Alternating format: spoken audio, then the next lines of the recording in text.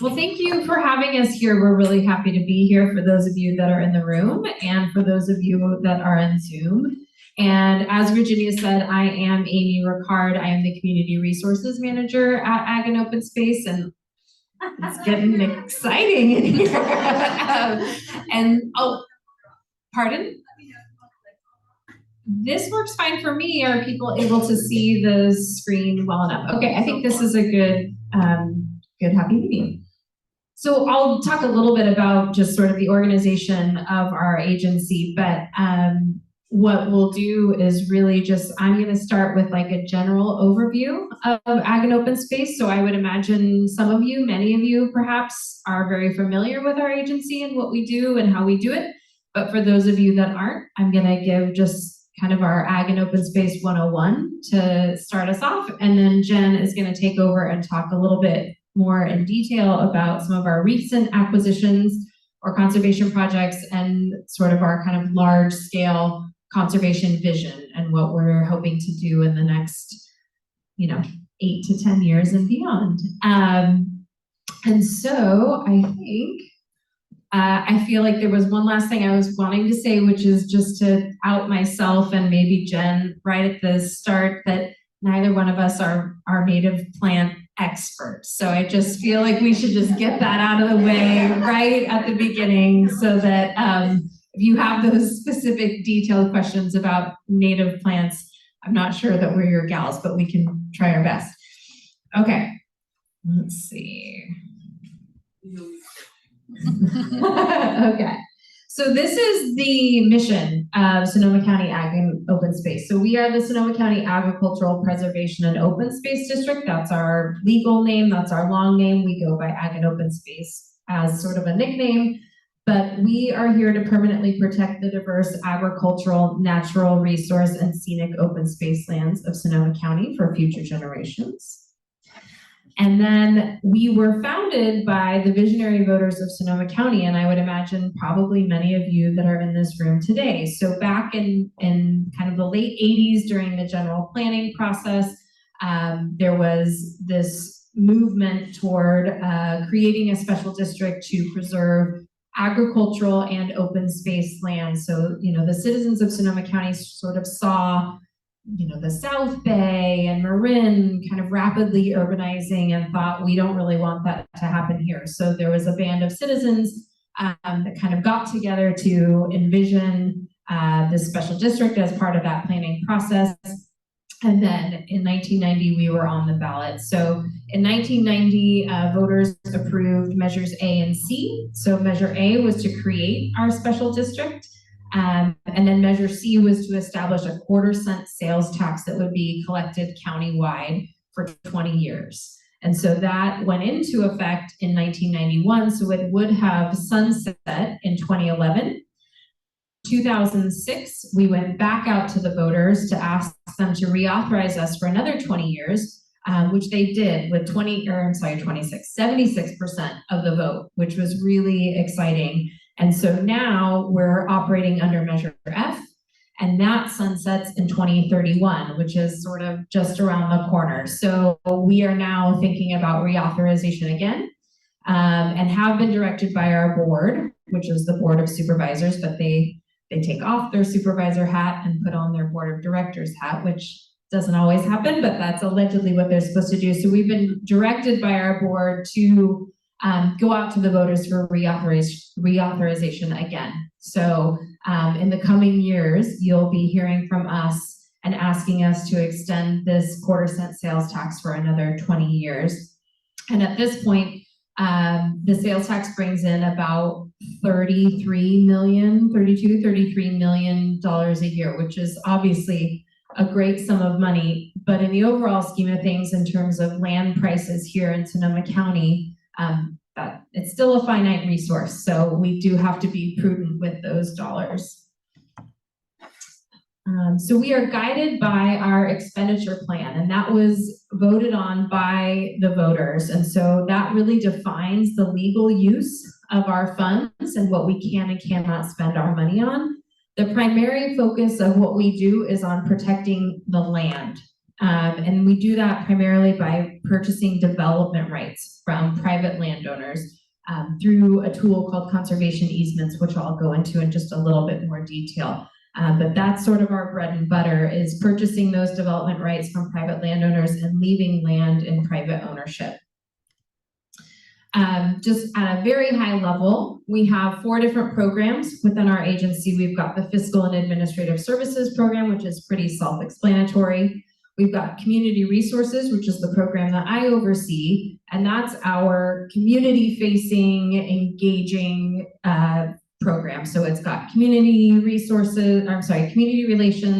community engagement, communications marketing. It's got our grant program. So some of you are familiar with our matching grant program. This is our sort of urban open space program that Jen used to run.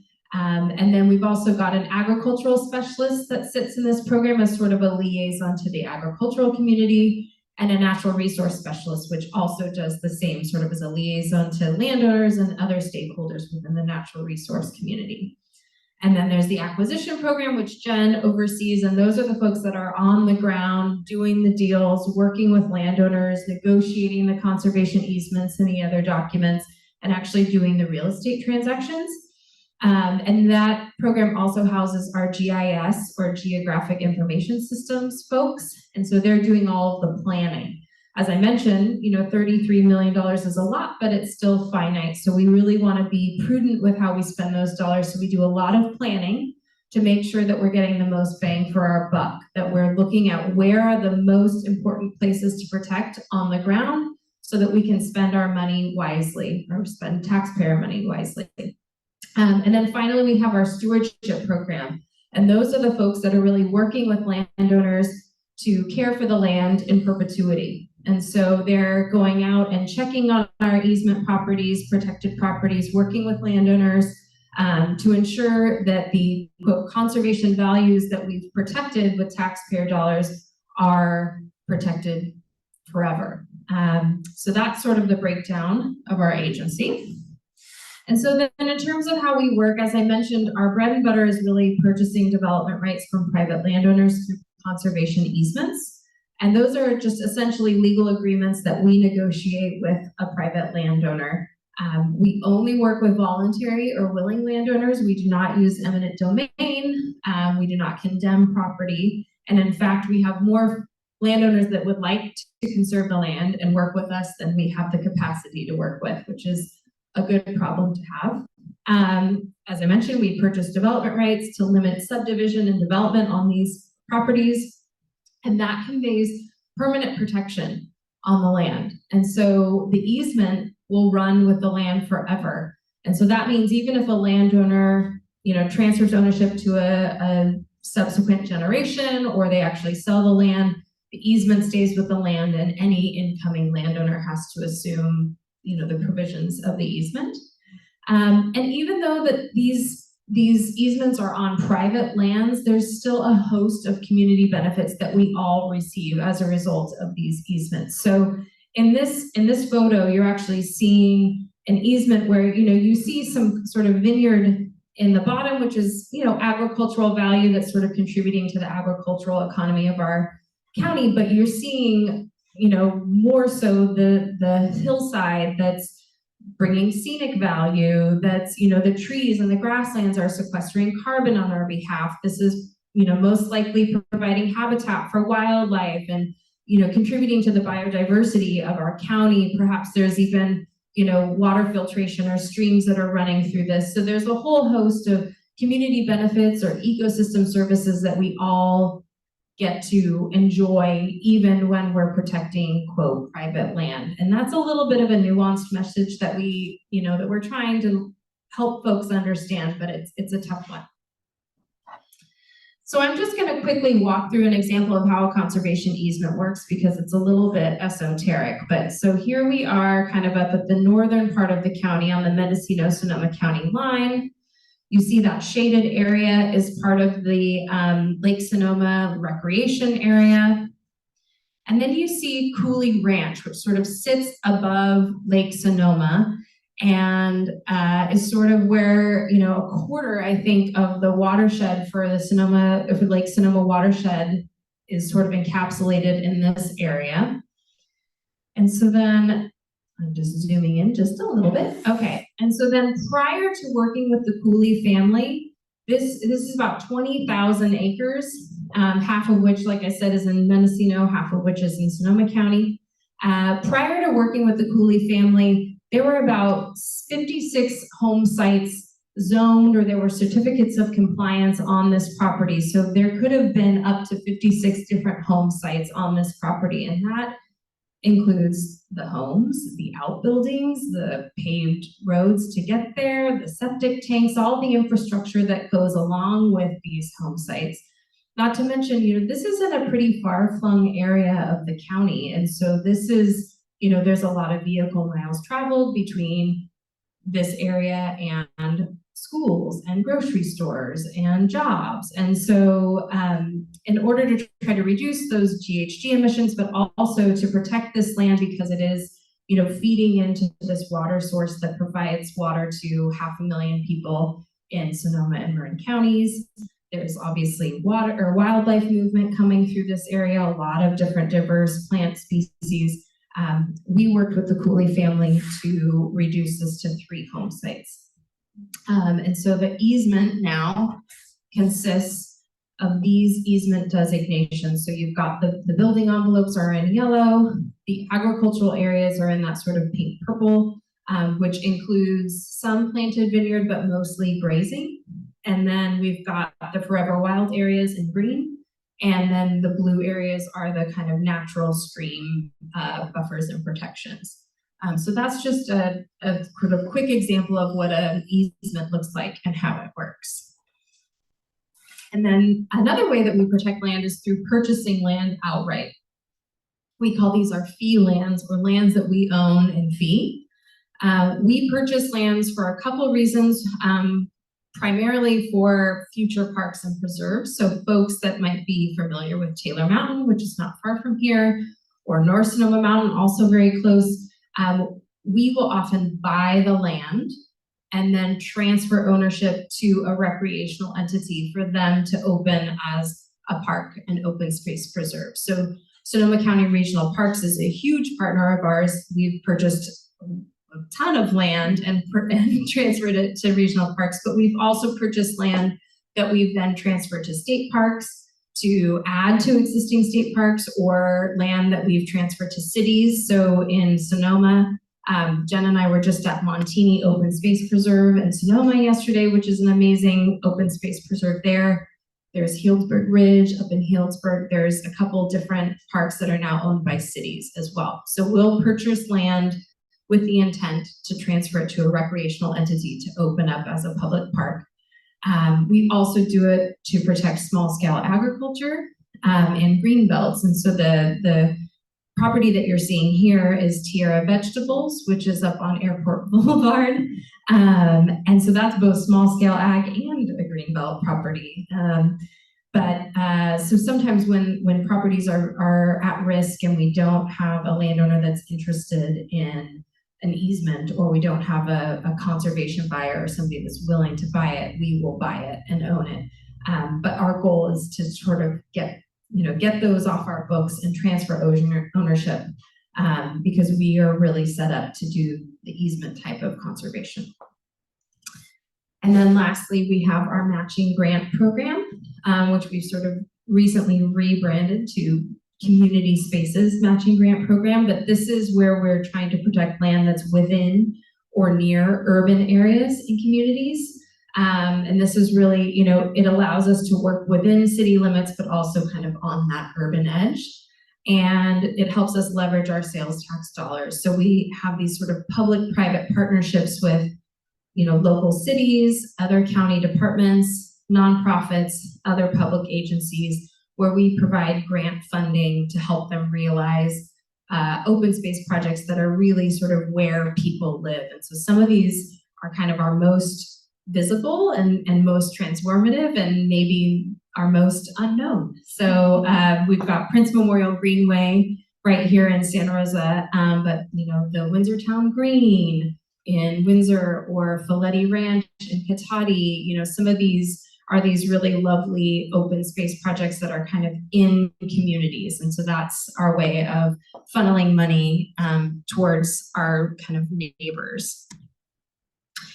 And this is kind of, it's a little bit of a crude depiction, but when we acquire a property or acquire a conservation easement, we tend to give it a primary acquisition category to just sort of see, how it sort of fits into our overall, schema of goals. And while, we assign a primary acquisition category, many of our projects are very multi-benefit. So something that we might file as a greenbelt property, as you saw with tier vegetables, is also an agricultural property. So we're trying to always keep a balance of different types of projects that we're working on. But in reality, most, if not all, of our projects are multi-benefit. And I'll show you a little bit of an example of what that looks like. So I mentioned Taylor Mountain earlier. Obviously, this is, a very well-known recreational property. So, okay, I couldn't see it. So we've got recreation. We've also got agriculture. So if you've been to Taylor Mountain, you see we've got cows that are grazing out there. There's significant natural resources on the property. There's woodlands, there's the headwaters of Colgan Creek, there's several sensitive species, including red-legged frog, there's mountain lions. So it's very rich in natural resources. And then it's also incredibly scenic. So it provides the backdrop to life here in downtown Santa Rosa. So that's sort of what we mean when we say multi-benefit. We might have filed this as a recreational property or a greenbelt property even because it's on the urban edge, but it's got this host of other benefits. And so I'll just sort of wrap up by kind of running through fairly quickly just a quick kind of overview of some stats of what we've protected to date. Over 12,000 acres of coastal land, over 14,000 acres of redwood forest protected. This is, I believe, Cooper's Grove, which is part of North Sonoma Mountain Regional Park and Open Space Preserve. Nearly 66,000 acres of native oak woodland and forest. This is at Glen Oaks Ranch in Glen Ellen.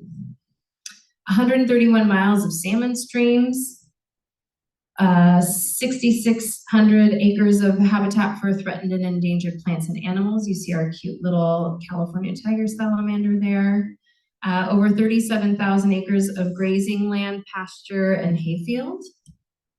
93 properties producing local food and wine, including, and if any of you do the math quickly, you'll see that this doesn't add up. So I'll have to check on that.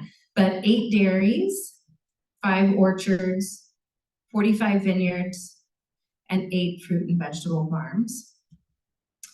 We have 68 projects that have been accepted into our matching grant program, which has resulted in 540 acres open to the public.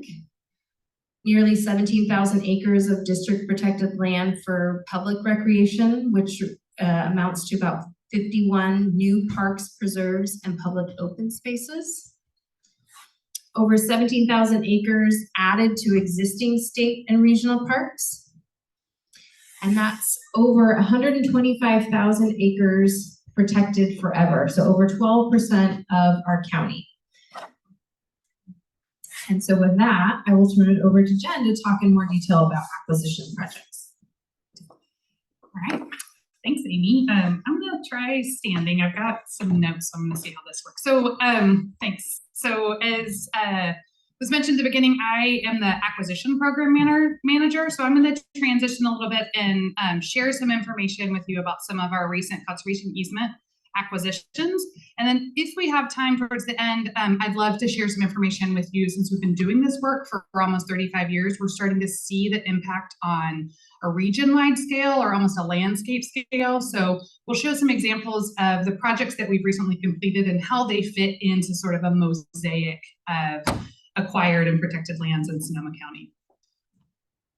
So before I do that, I want to just ground us in the Ag and Open Space Long Range Strategic Planning effort called the Vital Lands Initiative, which has these 6 universal goals.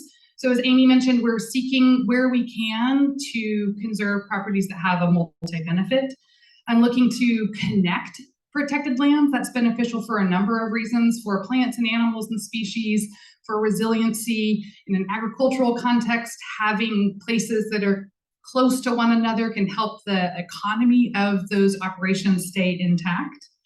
And we're always looking to protect high priority places, especially those that are under threat of conversion or development. So seeing those as a really high priority. A lot of our work we feel like fits in really well with climate resiliency and adapting to a changing climate, providing space for some of that adaptation that's going to be necessary in the future. I think this was on one of Amy's slides as well. We're born out of the general plan, so we're tasked with implementing the general plan. So seeing that our work fits really well in with that. And then because you have all chosen or not, you were being taxed to support our work. We want to make sure that our work is equitable and benefits everyone in our community. So both being able to get out and touch the land, but from some of those intangible things like clean air and clean water and the quality of life that you have from being able to experience a green space, even if it's just while you're walking down a sidewalk in a busy part of downtown. I was just driving down Mendocino Avenue and thinking, how cool is it that you can just see Taylor Mountain right there, and how different of an experience it would be if that had been completely developed. Like, how does that affect you in some tangible way? So that's the Vital Lands Initiative. That's driving all our work. That's how we're prioritizing our work. And then I just wanted to share, these are sort of some of the elements from our expenditure plan. And I wanted to show these to show the icons, because you'll see these cute little guys throughout the rest of my presentation, kind of highlighting how some of the work we're doing is meeting these goals. So again, through our name, protecting ag lands, community identity, that's that scenic backdrop. How do we, ensure that Santa Rosa is distinct from Sebastopol, which is distinct from Sonoma? How does that add to our community identity? Creating space for healthy communities so that you can get out and be a healthy person by enjoying open space. I mean, how many articles have you seen about forest bathing and how important it is to our health and well-being to be able to be outside? Seeing that we're tasked with protecting water. So that's the actual water and the critters and plants and animals that thrive and live there. And then wildlands, that's for the animals big and small, creating spaces for things to move and grow and adapt. So you'll see these kind of popping up as we go through. So I'm going to start by talking, I think I've got 8 recent acquisitions. My team is amazing, and they really knocked it out of the park in the last year. And so I'm going to start with sharing. We, as Amy mentioned, we do sometimes contribute towards the fee acquisition. So when we first started, we were trying to be opportunistic and buy some things. And now we often contribute to fee when we know we've got a partner who's ready to take on that land. Chancellor's a little bit of an exception to that because it's an exceptional property. We contributed towards the acquisition. We bought this and own it, though temporarily right now. Have any of you been out there? Yeah, it's just north of Bodega Bay. It is absolutely stunning. It's just under 400 acres. It has beautiful views of the ocean. It's got a stretch of Salmon Creek and the Salmon Creek estuary. We actually have a conserved property just to the north of it, Carrington Coast Ranch, so protecting both sides of the mouth of Salmon Creek. So we bought this in November. Regional Parks is operating and maintaining it right now, and our intention is to transfer that ownership to them before the end of the year. Later this summer is our goal. So what I'm going to do is show some maps of some of these places and then show some of the pictures of them so you can, without being there, get a sense of it, but know that they're there. And this place is actually open and available to hike and ride horses right now. And while it's under our ownership, you can go for free. So take advantage of it while you can. So this is looking out at the Salmon Creek estuary. And this is some of the wetlands that are associated with that property there. So that's one that we've done. Again, that's about just under 400 acres. Moving up to the north part of the county, the Soda Springs Ranch and Open Space Preserve, we helped acquire for the city of Cloverdale earlier this year. This is just over 200 acres and has been in private ownership as they did some timber harvesting there. It was sort of a private recreation place that they've owned for 4 generations, and we're ready to see that legacy live on and benefit the public. This little property really packs a punch. It's kind of amazing. It's got all these little micro habitats in just a couple hundred acres. It's visible from Highway 101. You can see it right in town. have you ever been to like the 2nd Street Park in sort of downtown Cloverdale? It's just a couple blocks from there, and then you feel like you're in this wild place. It's got a branch of Porterfield Creek there too, so protecting some water resources as well. I'm sorry, I kind of. Oh, it's okay. I want to show, there's this cute little redwood grove. And then you can see from this photo, it's just the backdrop you can see behind some of these residences in Cloverdale. So that's the Soda Springs Ranch and Open Space Preserve. Next up is the McCormick Ranch. So this is in what we call the Sugar Hood complex. So Sugarloaf State Park, Hood Mountain Regional Park. You can see there's like a boatload of protected properties here. And I'll talk about this a little bit more when we talk about landscape scale conservation.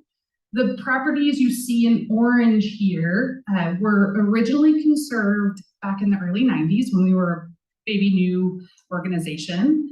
They were a part of a 1,300-acre conservation project, 1,100 acres became that McCormick addition to Sugarloaf, and the remaining 250-ish stayed in private ownership until late last year.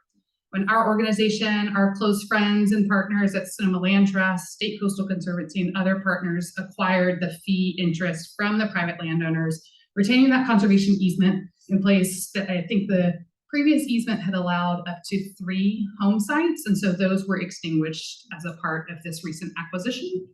And then it's worth noting too, we don't do a lot of mapping outside of our county as a countywide organization, but there are an additional 400 acres on the Napa County side that were owned by the same family that were acquired in that transaction and are now held in ownership by the Napa Land Trust. And our county regional parks is helping to operate and maintain those at this time. This is going to be an amazing wilderness experience. So access is going to be from the Sonoma side. So it's like a 14-mile hike. If you want to do true backpacking wilderness experience, this is going to be where you'll be able to do that. So again, this is kind of looking back across the Mayacamas here. Some of these wild, wild landscapes that we've been able to work with this family to preserve. In a similar region just to the north and west, in that same sort of Sugar Hood complex is the Hood Mountain Regional Park and Open Space Preserve Salt Creek addition. So this is similar to the McCormick Ranch in that we worked with private landowners back in 2018 to purchase a conservation easement over this 888-acre property. The family their kids had moved back east. This is pretty wild and rugged, and they didn't really want to live and maintain the property anymore. So they came back to us and asked if we'd be interested in buying the fee ownership. And so we did that at breakneck speed, trying to make an end of the year deadline last year, and ended up acquiring that and transferring it to regional parks just under the gun, just about December 30th of last year. So between the Salt Creek addition and the McCormick, we've added 1,000 acres to this Sugar Hood complex. And you can see, and again, I'll touch on this so a little bit more of seeing some of those connections from Rincon Valley in Santa Rosa through this part of the county. And again, similar type of pictures. If you've ever been up there, this place just always blows me away how you're in town and then suddenly you're like, whoa, I don't have cell phone coverage. I hope I don't get lost. Where am I? Has some beautiful diverse habitats here. And these just really are so crucial for our critters for getting around. These are really important places for them to move around as our climate changes. It's important for us to protect these water resources. If these have been developed, you think about so many of these places have burned multiple times in the last few years, just the damage to health and habitat and property would just be so much more extreme had they been developed to their full extent. So that's the protected public lands that are either open now or will be in the future. And then I just wanted to share a couple of the private lands so that conservation easement are bread and butter. We've got over 300 conservation easements, and the vast majority of those are in private ownership. So just to orient where we are now, we're in the Laguna de Santa Rosa watershed. The Denner Ranches property is along River Road, super scenic, highly visible, has been in this family for a number of generations. I'm gonna check the notes for the acreage here. Let's see, it's like almost 400 acres. It's just under 300 acres. So we purchased a conservation easement from this family, retiring nearly all of the rights here, including vineyard development rights, paving the pathway for Laguna de Santa Rosa restoration. So this is a really critical, if you've ever been in this part of the county, when it's really wet out, it floods a lot. And so these landowners were interested in doing that, but also, you know, couldn't necessarily afford or didn't have the incentive for taking that land out of production. So this created that pathway. And there's an adjacent property I'll talk about next with the Dinner Ranches. This truly is really, when we talk about multi-benefit, this is multi-benefit. So you can see it from just about everywhere. It's got critical natural resources, including California tiger salamander habitat, prime soils for growing things. It really hits like about everything that we do in our work. So we were thrilled that this family was willing to work with us and that we were able to secure these protections. And again, these are pictures of the Dinner Ranches today. And then just to the south of this, and in a map I'll show you in a moment, you'll see how these two are connected. The La Frankie Laguna property, in this instance, instead of purchasing a conservation easement over the entire property, we negotiated an easement with the landowner only over a portion of it. So it's about a 260-acre property. We purchased a conservation easement over about 170 acres of it and essentially took all of the development rights out of that, leaving it open for restoration. So restoration is in the works. It's a part of one of the priorities of the Laguna Restoration Plan and will be taking place with other partners like the Laguna Foundation and others in the future. But now this land is ripe and ready, and even without doing that restoration, there's not something impeding the floodwaters at this point. There won't be permanent crops or things that will be damaged or taken out. And so really creating that opportunity there. Again, super scenic and visible as well. So you can see this from a lot of places. You can see a lot of things from the property. So creating those additional public benefits as well.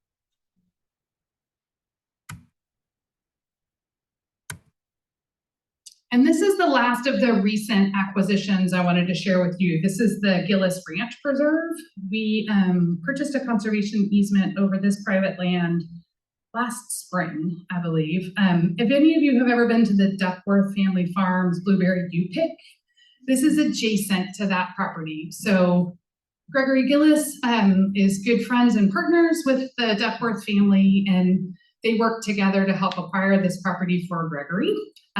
Both of these landowners are really conservation minded, and in that kind of multi-benefit thinking are really striving to balance agriculture in a sensitive landscape while also protecting and preserving natural resources. So there's fairy shrimp on this property. It's near the Cunningham Marsh, where you all know way better than me all the sensitive plants that may be there and rare and endangered plants. So had this willing, a landowner who was looking to sell was getting out of the dairy business and sold to this young family that now is going to carry on a legacy of agriculture, but create a space to also protect the environment there. And so you can see there's these beautiful mature oak woodlands right alongside some of the farming agriculture. Okay, and I promise I won't talk at you much longer if you'll stay with me. So you're gonna see some repeats here, but I just feel like it's really important now that, you know, we focus so much of our work on individual properties, but because we've been doing this work so long, and not me, but all of us together in our organization, we're really starting to see some of the impacts on that. So I'm just gonna quickly run through some of these landscape scale conservation and action ideas, showing you some places that we've already seen, but talking a little bit about how they're all working together, show you some more pictures, and then we'll get you out of here. Yes, and any questions or anything you have. So again, this southern Mayacamas, we're just seeing huge swaths of connections happening here that go south off of this map all the way down to Calabasas. If you've ever been out there, the Calabasas Regional Park and Open Space Preserve. This swath of land from the orange properties you see here, with the exception of the Weeks Ranch North and McCormick, are projects that are active right now that we're actively working with landowners to conserve these lands. But what's currently conserved in what you see on this map right here is about 20,000 acres. It represents a connected swath of land that's 13 miles long from end to end and 3 miles wide at its widest point. So this is highly visible, so it contributes to your quality of life. It's also an extremely effective wildfire buffer, and some of the reduction in development that has been successful, not just from us. You can see there's a lot of state park and other ownerships through here, and private land ownerships. This is, like I said, wild country, so creating spaces for bears and mountain lions to roam, and all the critters that come with that, salmonid streams in the headwaters of Santa Rosa Creek, which I've actually seen there before. So seeing that our work, along with the work of our partners, has really contributed to seeing this landscape scale that will be protected in perpetuity. And then again, just looking at some of these rugged, wild landscapes that have seen some fire a time or two, and in the recent past. And then this is looking kind of across Rincon Valley at some of those protected lands directly across. And so this is the map that I was talking about that shows the Denner Ranches and the Laguna La Frankie properties. What's in the blue hashed is the floodplain of the Laguna de Santa Rosa. So you can see that there's other protected lands on the bottom half of this slide with some of the City of Santa Rosa farms. Sanford Road and Occidental and Laguna. Yes, Amy, that's your. I'm gonna try with So here's Occidental Road. Here's Occidental. So then here, this is Sanford. Yeah. So this is where the Laguna, like Heron Hall, would be. Yeah. So that's one of the City of Santa Rosa owned. And the nursery. And yes. The nursery, yes, yes. So seeing that these protections really are creating opportunities for restoration within the Laguna. So one, through incentivizing landowners to take some of their development rights or their uses on their land away in perpetuity, that then maybe creates the opportunity to say, okay, now that we've done that, I'm feeling more comfortable about this. And then allowing those agencies to come on there to do that restoration land or on their land. So there's still a lot of work to be done in the Laguna, but making some headway here. Again, these beautiful, beautiful places.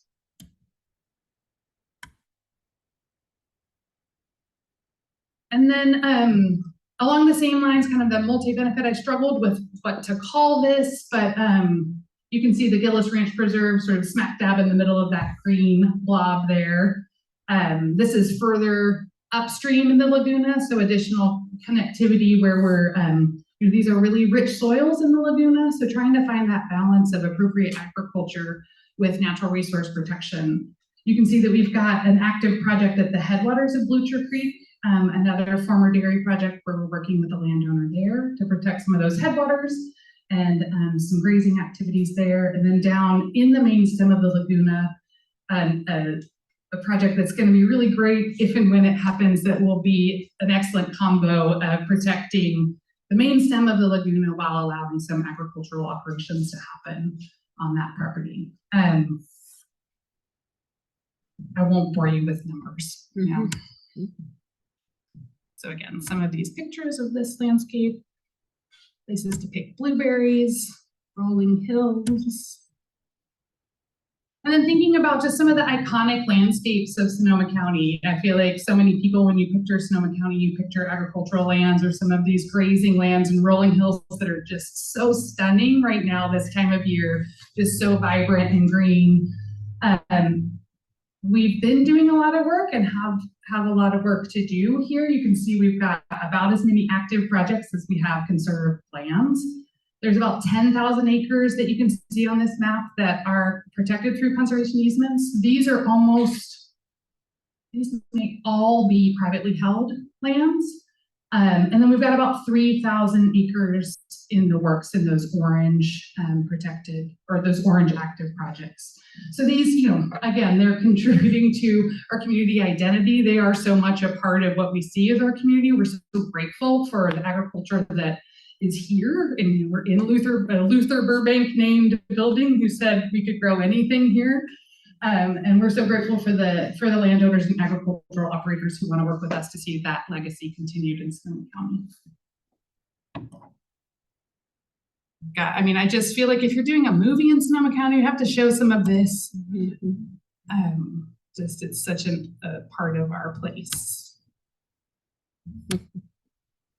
And then last but not least, this is the one I feel like if you're really doing a movie, you know, if you run a show that you're in San Francisco, you show the Golden Gate Bridge. If you want to show you're in Sonoma County, you show Sonoma Mountain. I just think it's one of the most iconic natural features of our county. You can see it from the Sonoma Square. You can see it from downtown Petaluma. You can see it from Runner Park. We and our partners have been working to protect from North Sonoma Mountain Regional Park and Open Space Preserve to the north.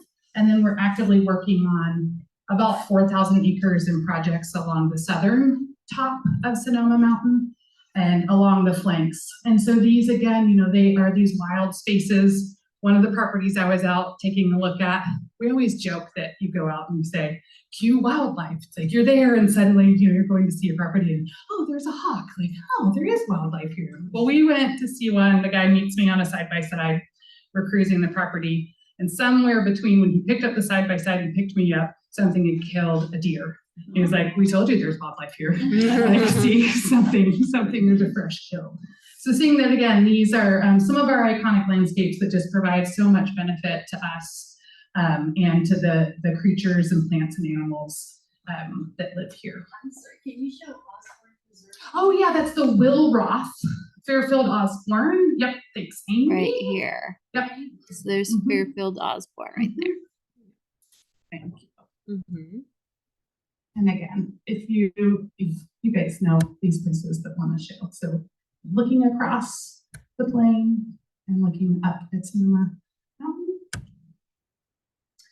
And then I'll just say, yeah, the team, the crew, the organization, we're keeping our foot on the pedal. We've got about 60 active projects in the works. We're looking to close anywhere between a half a dozen to a dozen. In the next year, some of those will be in these private spaces through conservation easements, and some will be hopefully some new public spaces for you all to enjoy. And I'll leave it there. Thank you.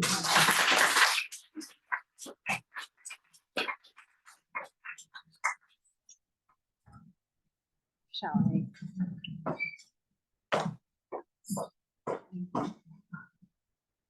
When I first moved up here years ago from Marin County, where I've been involved in environmental issues, I discovered that you had ag and open space as a combined agency. And I come from county where it was open space district and Marin agricultural land trust, Milo. How come the one up here is combined? I was just curious. Yeah. You take this. You know, that's a great question. And I think it probably, if we could have like a time machine, we'd go back and ask the folks that helped create our agency. But my understanding is that there was a movement to see that there wasn't really they both provided open space, so that agricultural lands are open space. They wanted to see those be protected. It's such a fabric of our community and our economy and our identity that there was a movement to not have them separated, to see that one agency could do protection of both. I think the only thing I would add, just we have a founders film, which I could share with you the link to that. But there's a woman, and maybe many of you know her, Joan Vilms, was part of the original group of folks, along with Dee Swanhauser and a lot of other conservationists that were trying to put together the district. And I remember in the film Joan talking specifically about the intention to bring in as many agricultural producers as they could, because they didn't want to pit agriculture against the environment, and really wanted to get agriculture on board, knowing that it's such a strong part of our community here that bringing in ag would really bolster, support for the entirety of the of the district and for the measure. Jack, I know you're like Phil Donahue. I know little about what I'm about to ask you all, so help me out. What is your relationship with Sonoma Land Trust? How do you work with them? They're private, you're public, is that Yep. correct? Could We, you extend on that? yeah, we have very similar missions. We are really aligned in how we do our work. We're essentially, they're a nonprofit version of us, and we're a public version of them. We partner on a lot of projects together where the land trust may bring their own funds or leverage other outside funds, or they have a relationship with the landowner. So we do very similar work, just under different legal frameworks and funding frameworks, but partner a lot together. So essentially, when people ask what we do, I say I work for a public land trust. Do you know Sonoma Land Trust? And they're like, yes. I'm like, okay, well, we're a public agency that does very similar work to them. Thank you. So my question's related. I recently learned about another land trust in Sonoma County that I didn't realize was existed. I think it's Golden State. Oh. And I thought I saw or read or whatever, heard that they hold even more land than either Ag and Open Space or Sonoma Land Trust. Yeah, there are a number. I just heard about another one the other day. There are a number of land conservation organizations. If you're going to have a mitigation bank, for example, there has to be a conservation easement held by a conservation organization. Golden State holds some of those. There's other entities. There's the Bodega Bay Land Trust. It's a really small, very local focused. So yeah, I don't know a lot about the mission of Golden State Land Trust, but they work across the state. I think their easements, from what I do understand, are less restrictive and are often as a condition of some other requirement, and may the compensation for the landowner it may be a different transactional exchange of the restrictions that are on the land. But I assume the conservation easement still works the same in terms of it's a deed restriction in perpetuity on the land. It just may have different permitted and prohibited uses, or more or less restrictions than us or the land trust. I'm not super familiar with them. I have two questions. What is the smallest acquisition that you can look at or consider? And yeah, 900 square foot, sweet little place. Asking for a friend. Unrelated, but do you have anything in the works that you're looking at in specifically wildlife corridor project? Yeah, so the size, no open space is too small, especially in an urban context. So when I was working on the matching grant program, we worked on a little half-acre property in downtown Grayton called the Grayton Green, which creates a really, like, a half-acre is a nice little bit of space to be able to gather and have a farmer's market and have a space to not be in your house. We struggle with the size though, because big things are big and shiny and you can get all these protections, but sometimes there is a lot really packed into a little packet. The Laguna is one that we struggle with a lot, and we're having some conversations because there are lots of little parcels out there, 10, 20, 40 acres that might have some remnant vernal pools, but there's no development rights on them. So, we could put a conservation easement, but the landowner is going to have these restrictions. There may not be a lot of money in it. So sometimes there's a financial component of it, but we'll run just about anything through our screen to see. And it just sometimes becomes a matter of prioritization and resources, what we'll work on. And I forget your second. Oh, yes. I'd say like this, the South Sonoma mountain properties we're working on, wildlife corridors is our primary goal there, though we are designing an easement that will support grazing, but grazing more in a vegetation management. So they still may sell the cows or sheep or goats, whatever is grazing, but it would be more in support of still allowing wildlife movement. So looking at some of those, we had been at the table a little bit with the Sonoma Development Center, but then the state ended up, we're we're not a part of that anymore, but that was one that like the land trust was really taking a leadership role in and ensuring protection of some of the wildlife corridors there. But as we do a screen, we have mapping information that we can do to see how a property may be important for wildlife movement. And I think too, just, you know, when Jen was talking about the sugar hood, that's sort of the Mayacamas down to the Baylands. That's a really prime area for wildlife movement, and the Land Trust has done a lot of work to try to piece together protections in that area. So we've definitely, you know, teamed up with them, and a lot of the conservation projects that recently closed and that are in the works will help to facilitate that type of movement. Yep. Yep. Yeah, so we're looking to try and be proactive in some of the wild spaces in the northeast part of the county, so that more northern Mayacamas, there's some really large ownerships there. There's still some big parcels that would be really important to secure. So trying to see how we might get some protections there as well.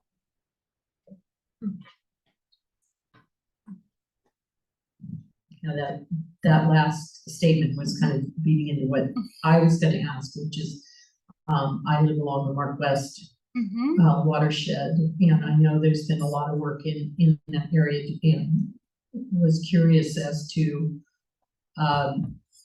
if there's prioritization of that particular watershed because of its sensitivity with salinity and all of that. Yeah, Mark West from a water resource and natural resource perspective is super important. So from tip to tail, really. So looking from the headwaters all the way to where it drains into the Laguna. So like Denner Ranches and Laguna La Frankie is securing that, some of that piece of it.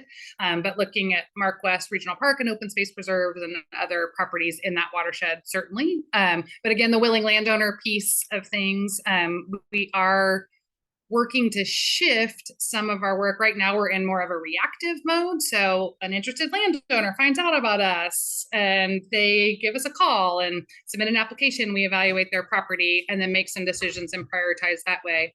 Or we're looking to flip the script a little bit, doing some assessments of the land. We've identified some high priority areas in the county, and then in any number of ways, reaching out to landowners in those areas to see who might be interested to, you know, not necessarily say like, hey, you, Janet, like, I mean, in some cases we may, if we can develop a relationship or have an in, it could be if we can get this property, that would just be amazing, but trying to do more proactive outreach and acquisition. The other question I had was whether or not you guys were involved with the golf course. We are, yeah, that's slated. We're contributing towards that acquisition of Sonoma Water, and that's slated to close, I think, May 10th. I think funds are being wired on May 8th, but documents are getting signed. That's, yeah, and that'll be another. It's a huge project. I mean, it's really impactful. Yeah, and that has a lot of restoration potential there on that stretch of Mark West Creek as well. Is that property that Jackson wanted? Yeah. Okay, Yeah, that's very good. Yeah, so Yeah. Sonoma Water is going to own that. It's going to be a public park and open space preserve. And the property that I live on is directly to the east. Oh, Okay. okay, great. Yeah. Nice to see that protected. I have lots of questions, but I'll just ask two. What are the property tax implications for the county in the future after our acquisitions? Is the county worried about not getting all the property taxes that they need in 100 years or whatever to run the county because we have COVID yet in the whole county? Right. Yeah, that's a great question, which I don't know that I can speak super smartly about. I do have some friends in the assessor's office that I've been meaning to have a conversation. So we share our appraisals with them, and if they reassess a property, they may reassess that. There are some property tax implications. However, it's a 1 million acre county. We're on sort of the 20% by 2020, 30% by 2030, but you can see we've got just under 13% now. So still looking at a fraction of the county.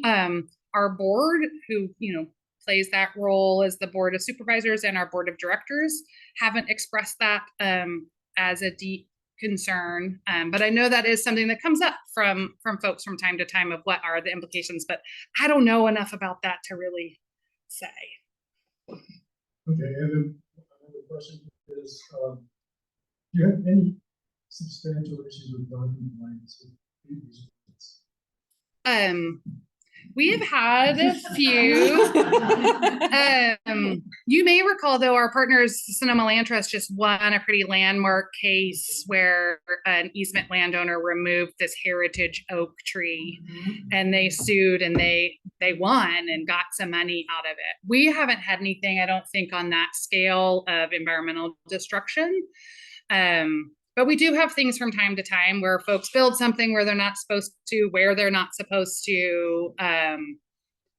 They Install have fencing where they Yeah. aren't supposed to. They yeah. have, there's some use that they're doing that we don't permit, but we have a really stellar stewardship team that has a great relationship with these landowners. So trying to make sure that, you know, as land ownership transitions, that they're aware of what the provisions of the easement are, try and get ahead of things and try and resolve things before we have to get to a litigation. But we've had a couple instances in properties that shall not be named over the years, but not, Amy's been there 10 years and I've been there 9, nothing of like massive significance that in our time Couldn't there. be resolved. Yeah, but yeah, little things that can be resolved or smaller-ish.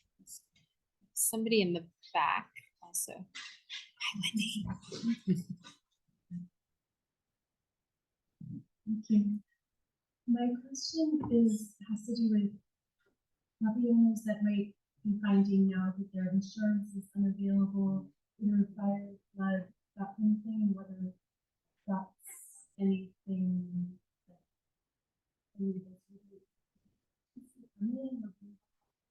Interesting. I know what I'm getting at. Yeah. I'm not sure how to ask it. I'm trying to think. I don't know that I'm aware of any phone calls from folks that that's been the impetus for them calling us, but I do know that following some of the fires in the 2017 to 2022 era, we did have some folks that were like, you know, I don't want to rebuild.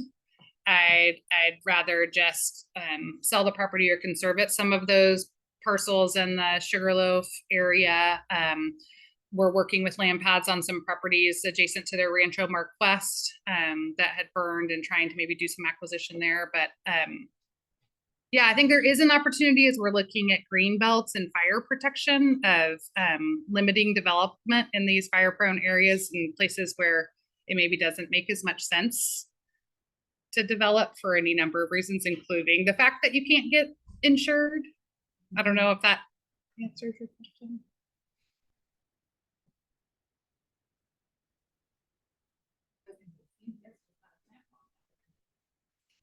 Oh, nice. Cool. That's cool. I would just like to thank you for the wonderful work you've done.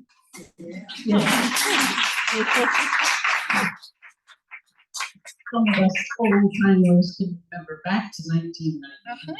And I can remember discussions at our CNPS chapter board meetings around 1995, where we were pretty disappointed and it seemed like it was really concentrating on ag acquisition. And we were pretty discouraged being on the other side.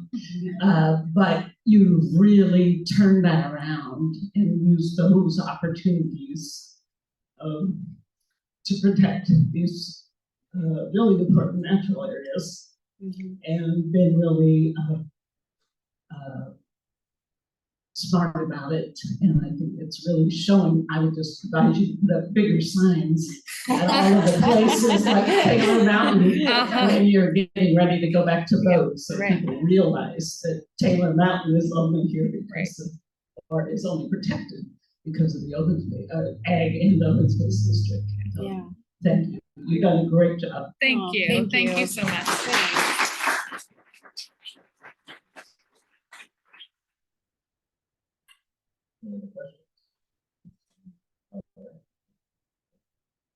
All right. Thank you so much. Thanks for having us.